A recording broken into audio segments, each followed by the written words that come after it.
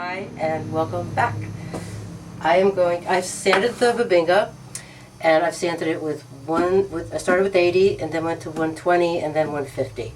And I said earlier that we're going to go to 320, but that's not until after we seal and um, you know, start to do the real finishing.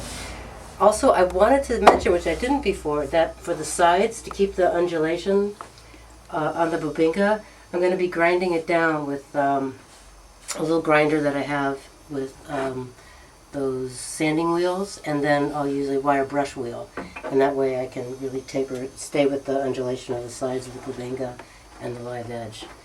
And so that's how I treat that. And if you're working on a slab and you have small cracks, you can use this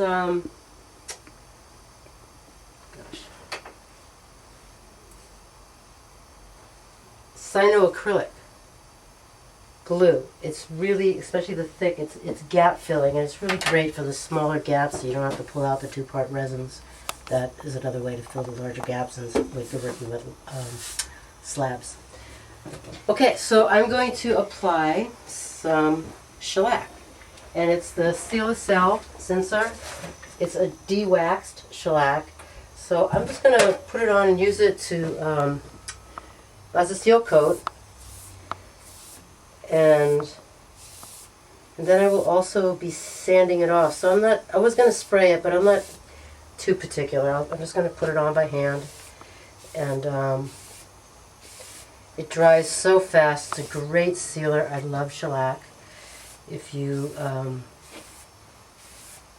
mix your own flakes, it's a wonderful finish. So like I said, I'm not going to be too finicky about this, but I don't know if you can see, but the grain is just amazing. It really starts to move, and it looks like moving water. It becomes three-dimensional when it's wet or sanded. Even before you put the finish on, just in sanding through the grits, it's like it begins to come to life. The finer sandpapers that you use, the wood just starts to shine and shimmer and move. So I'm going to put this on and then let it sit for about a couple of hours, and then sand it off or sand it in, I should say. Maybe with a little water on a wet sandpaper, like a 400 or something, and just go back and forth and see if it'll fill the little pores in the wood.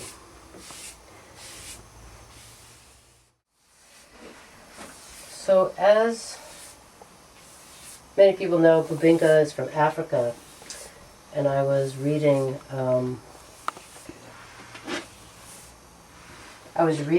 a few days ago that the African nations of the Congo, I believe, have decided that they're wanting to possibly stop the export of the Bubinga.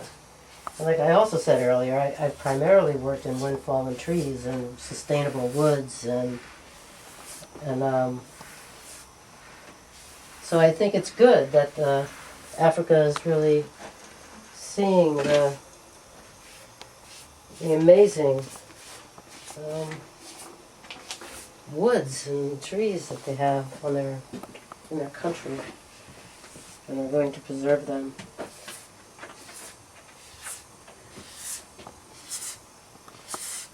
Or be a little bit more cautious about how easily they've been letting go of these amazing logs. I don't know if you've ever seen some of these logs, but they're worthwhile taking a look at. They're amazing. They can be 8 foot across. I mean, they're large trees,